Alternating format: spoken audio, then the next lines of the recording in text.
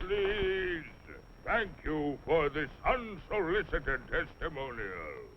And now, by special permission of the Commander-in-Chief, me, here is Mars' first space explorer, Colonel Cosmic.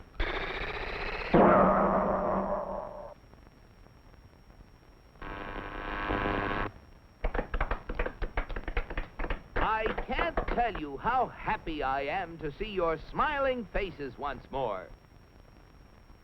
First, let me say that this trip was made possible only by our dauntless chief, Og the Magnificent, introducer of Og Power, which runs most of our industry, and inventor of Og Speed, which doubles the original Og Power. A short time ago, the master was having trouble with the state limousine. He had, of course, developed the explosive charge. But it was inclined to get a little out of hand, just slightly. And, of course, there was always the problem of friction. Parts rubbing together, heating up, and causing all sorts of trouble.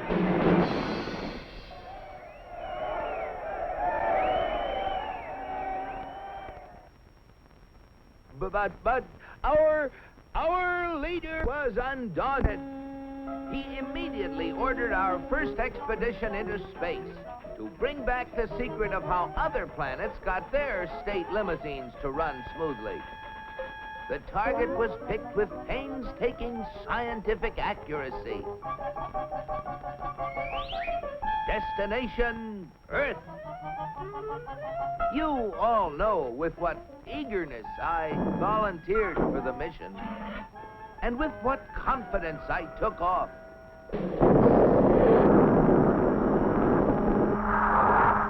I took careful bearings and set out for my goal.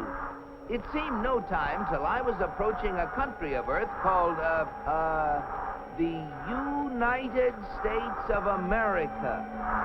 I set her down like a feather.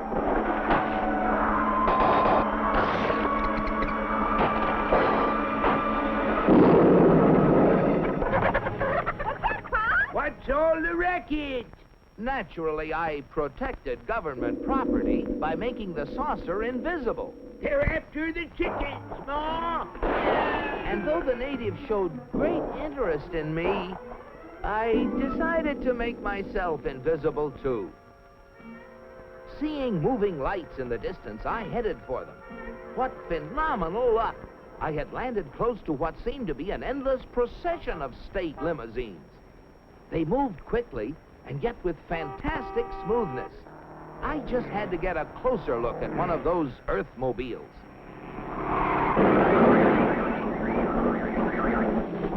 Just as I thought. Not only smooth and efficient, but powerful as well.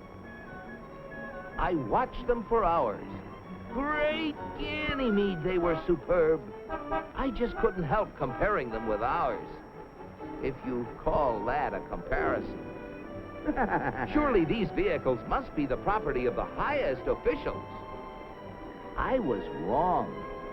It seems that almost everybody in this country has one of those, they call them automobiles.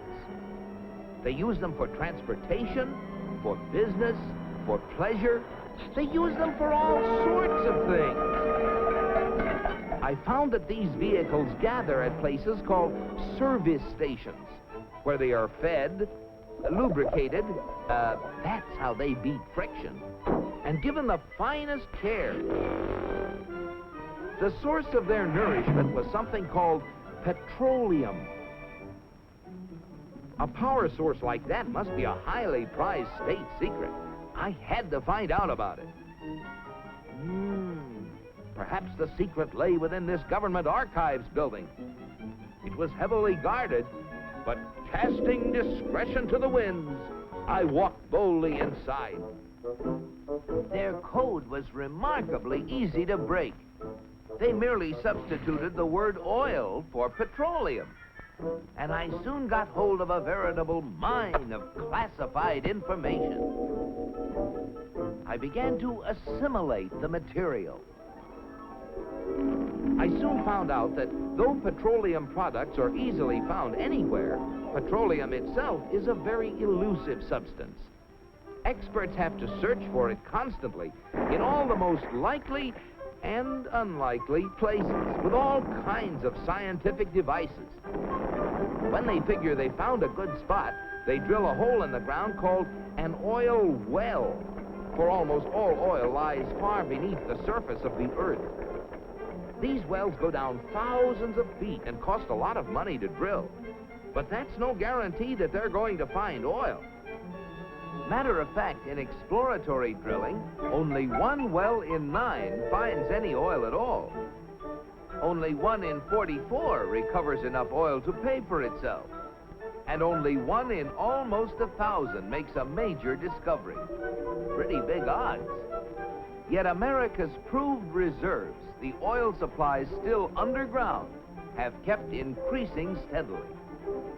I couldn't imagine how this ever-increasing supply of oil was achieved until I found out that there's not just one, but thousands of oil companies, all competing with each other to discover and develop new sources of oil. For believe it or not, in the USA, anyone who is willing to risk it can drill for oil. But oil discovery is only part of the story. Once they get oil out of the ground, it has to be moved through pipelines, on ships, or in tank cars to fantastic processing plants called refineries. Crude oil goes in, and great Jupiter, the things that come out. Gasoline, for example, the most efficient mobile power source on Earth. That was the stuff that powered all those cars and trucks. And asphalt, which makes smooth, durable roads. It seems that oil not only runs cars, it even gives them something to run on. Another oil product is the diesel fuel, which runs giant trains across the nation. In winter, fuel oil made from petroleum brings warmth and comfort to millions of homes. And still other fuels help defend America's shores and skies. From refineries also come the lubricating oils and greases that keep the wheels turning in America. But that still isn't all. Crude oil, like everything else, is made up of billions of tiny molecules. And using the magic of research, oil companies compete with each other in taking the petroleum molecule apart and rearranging it into, well, you name it, fabrics, toothbrushes, tires, insecticides, cosmetics, weed killers, a whole galaxy of things to make a better life on Earth. And you know, it isn't just oil companies that try to outdo each other, competing for the customer's dollar. The same story is true of almost every successful business enterprise in America. The result? A higher standard of living in the USA than in any other country on the whole planet. At last, the secret was mine.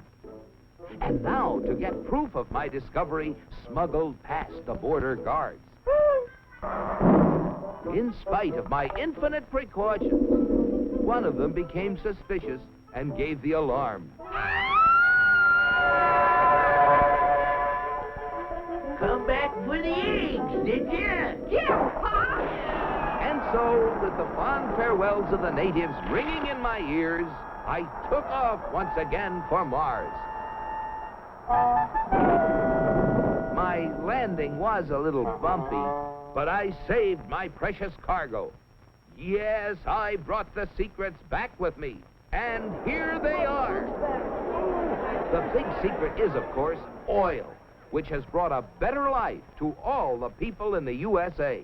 But the key to making oil work for everybody is competition. Fellow Martians, I thank you. Very interesting, Colonel. Oil, huh? Sounds splendid. But that, what was it? Competition. Not our kind of thing at all. Why, competition is downright un-Martian. Oil? We'll have oil for everybody. That's what we need. Oh, boy, oil.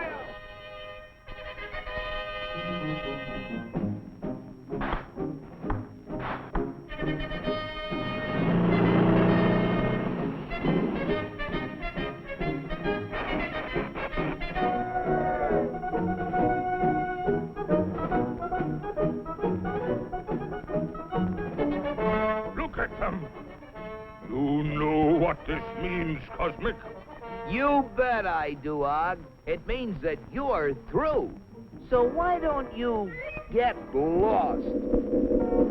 Yes, the real secret is not only a great source of energy, but also the freedom to make it work for everybody. And if you have both of these things, any goal is possible. It's Destination Unlimited.